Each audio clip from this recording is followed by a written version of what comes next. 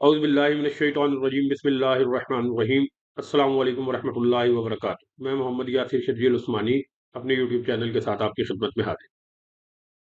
आप सबका पजीराई का बहुत बहुत शुक्रिया। आप लोगों से दरख्वास्त है कि चैनल को ज़्यादा से ज़्यादा सब्सक्राइब करें, लाइक करें, शेयर करें और जो कमी या खामी नज़र आए उसकी तरफ हमारी रहनुमाई करें ताकि हम उसे बेहतर से बेहतर कर सकें। आते हैं जी आपकी आज की वीडियो की तरफ। अच्छा, इस वीडियो में हम आपसे जो है डिस्कस करेंगे फाइज ईसा का वो जो है सुप्रीम कोर्ट का तफसीली फैसला आ गया है जी। जिसमें वो पीटीआई से बल्ले का निशान छीना गया है और बड़ी मेहनत से वो फैसला लिखने की कोशिश की गई है, तफसीली फैसला कि जी ये ना कहा जाए कि जी मैंने तासुब पे मबनी कोई फैसला दिया। तो हम आपको बताएंगे कि ये कितना मुतासिबाना फैसला था और इसमें क्या लूप होल्स थे। पहले भी बहुत से लोग बता चुके हैं, लेकिन अब इस फैसले की तफसीली फैसला आने के बाद हम आपको इस तरफ जो है बताते हैं। तो आए जी, शुरू करते हैं मोटी मोटी बातें यानी कि जो आपसे डिस्कस। अच्छा जी, अब इसमें जो है ना, सबसे पहले ही जो है फाइज ईसा साहब ने कहा जी कि एक तो पीटीआई ने इल्जाम लगाया जी कि इलेक्शन कमीशन की बददियानती है। तो इसमें मुझे इलेक्शन कमीशन की कोई बददियानती नजर नहीं आ रही। जिस तरह उन्होंने पीटीआई को नोटिस किए बाकी पार्टियों को भी नोटिस किए। अच्छा, अब हम आपको बददियानती बताते हैं जिसका फाइज ईसा ने जिक्र ही नहीं किया इस फैसले के अंदर। पहली बददियानती कि उन्होंने कहा जी कि आखिरी नोटिस तक भी इन्होंने इलेक्शन नहीं करवाया। तो नून लीग ने आखिरी नोटिस तक इलेक्शन करवाया। फाइज ईसा साहब, आपने ये पूछा, आखिरी नोटिस के बाद भी टाइम खत्म हो गया, नून लीग ने जब तक भी इलेक्शन नहीं करवाया। उसके बाद यानी कि नून लीग ने जब इलेक्शन करवाया उसके बाद फौरन उसे सर्टिफिकेट इशू कर दिया गया। और वो इलेक्शन किस तरह का था, उसकी स्क्रूटनी क्यों नहीं हुई, जबकि बकौल आपके तो वो स्क्रूटनी कर सकते हैं। तो ये बददियानती। फिर दूसरी, फाइज ईसा साहब ने इसमें मेंशन नहीं किया कि इलेक्शन आने वाले थे, इलेक्शन सर पर थे और इलेक्शन कमीशन ने 2 माह से भी ज्यादा महफूज फैसला रखा बल्ला लेने का। तो क्यों रखा उन्होंने 2 माह से भी ज्यादा? उन्हें फौरी वो फैसला सुनाना चाहिए था और फिर टाइम देना चाहिए था कि जी अब आप इलेक्शन दोबारा करवाएं। उन्होंने 20 दिन का अर्जेंट टाइम दिया कि ये कुछ कर नहीं सकेंगे।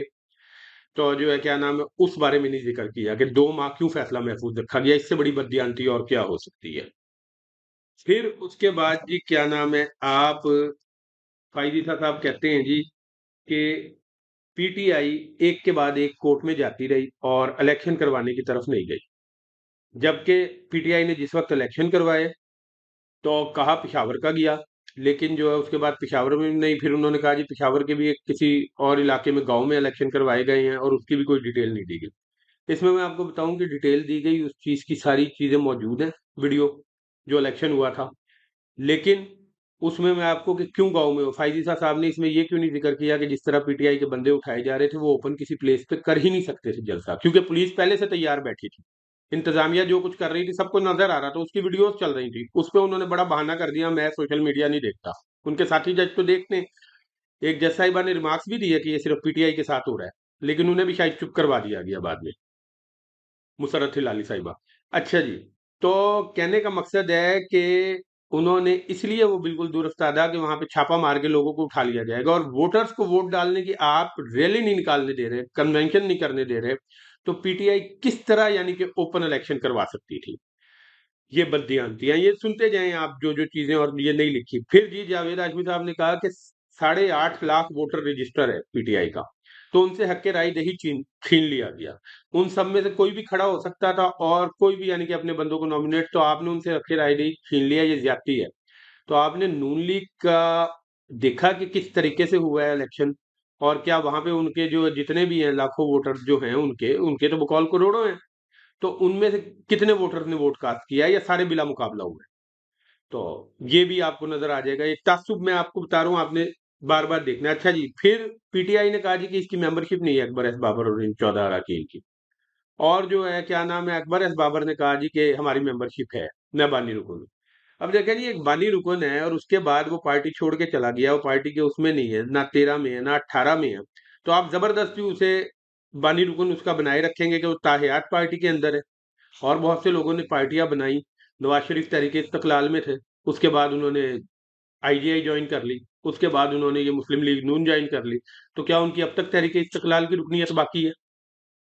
तो ये वाली चीज के जी, ये आपको नजर, आपने इनकी बात नहीं, आपने अकबर एस बाबर के ये कुछ नहीं दिखा सके, उन्होंने बहुत सी चीजों का हवाला दिया, यानी कि दिखा वो भी कुछ नहीं सके, सिर्फ हवाले दिए उन्होंने और एक फैसला। वो भी कोई इतना मजबूत फैसला नहीं। जब आपको पूरी पार्टी एक्सेप्ट नहीं कर रही, लाखों लोग एक तरफ हैं और वो आपको नहीं मान रहे, तो आप उन 14-15 लोगों की बात मान रहे हैं, उन लाखों लोगों की बात नहीं मान रहे। फिर इन्होंने जी कहा जी कि इमरान खान वगैरह ने जो है, इन्होंने पीटीआई ने कहा जी, अली जफर साहब वगैरह ने, कि 18वीं तरमीम में जो है सेक्शन 17 की वो जो शिक 4 को खत्म कर दिया गया था, जिसके बाद इलेक्शन के लिए बाउंड नहीं रहे, तो इलेक्शन करवाना जल्दी। तो उन्होंने कहा जी ये गलत दलील है, अगर इसे मान भी लिया जाए तो उसमें जो है एक शिक और नफरत अंगेजी वाली भी खत्म कर दी गई थी। तो इसका मतलब नफरत अंगेजी भी वो शिक 2 है, ए, आइन की जो है 13वीं, यानी कि जो है 17 की, आर्टिकल 17 की शिक 2 है, और शिक 4 है इलेक्शन करवाने की, वो खत्म कर दी। अब मैं आपको इसमें बताता हूँ जी तातू, प्रैक्टिस एंड प्रोसीजर बिल सिर्फ नून लीग को फेवर करने के लिए, वो तो एक बिल लाएं, तो भी आप उसे कहें जी कि वो मुकदम है सुप्रीम कोर्ट के हर फैसले पे, और जो है किसी भी चीज पे, और यहाँ पे जो है वो तरमीम हुई हुई आइन की, तो आप उसे मानने को तैयार नहीं है। इतना दोगला मियार, सिर्फ इसलिए कि आपने पीटीआई से बल्ला छीनना था। फिर ये चीजें बताने की जी कि ये सारी चीजें कि फिर उन्होंने कहा जी उमर अयूब कैसे सेक्रेटरी जनरल बने, इसका कोई रिकॉर्ड नहीं। अच्छा जी, अब उमर अयूब कैसे, जब असद उमर छोड़ गए तो किसी ने तो वो पोजीशन संभालनी थी, नहीं तो ताहियात ही असद उमर रहेंगे सेक्रेटरी जनरल।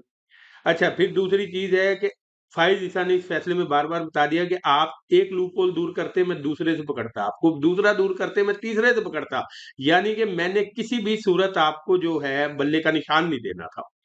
फिर उन्होंने अपने फैसले में एक बहुत मोटी चीज जो उन्होंने बताई जी, पीटीआई के वकला ने उसका जिक्र ही नहीं किया, क्योंकि इसका कोई जवाब नहीं था, और ये अदालत में भी जज जवाब नहीं दे सके थे।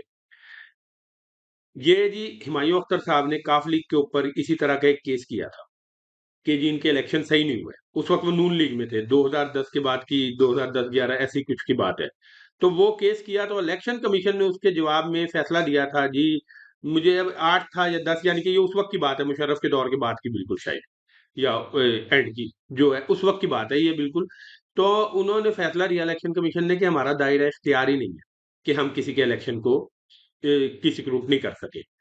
तो इन्होंने, जजों ने अदालत में पूछा जी कि वो रूल चेंज, अली जफर साहब ने कहा जी आप चेक कर लें, वो रूल चेंज नहीं हुआ, आज भी वही रूल है। बल्कि उसमें मजीद ये इजाफा हुआ था कि जी आर्टिकल 17 की शिक 4 भी उठा दी कि इलेक्शन करवाने ही जरूरी नहीं है, इलेक्शन होने चाहिए, मैं भी इसके हक में हूँ, लेकिन जब आप आईनी तरमीमों को और बिलों को भी इतना मुकद्दम पार्लियामेंट के समझते हैं, तो फिर आप कैसे नहीं इस चीज को मान रहे। और फिर हुमायूं अख्तर साहब के उस जो है डिसीजन जो हुआ था और काफली के हक में गया था वो, तो उसका क्यों नहीं जिक्र किया। तो ये सारी चीजें अब आपने खुद फैसला करना है कि इन्होंने जायज तरीके से पीटीआई का बल्ला छीना है कि सिर्फ तासुब की बिना पे छीना है, और उसके बाद फिर ये छुप रहे हैं इदारों के पीछे कि जी लोग हम पे तनकीद कर रहे हैं, तो उन लोगों को जो है उठाया जाए।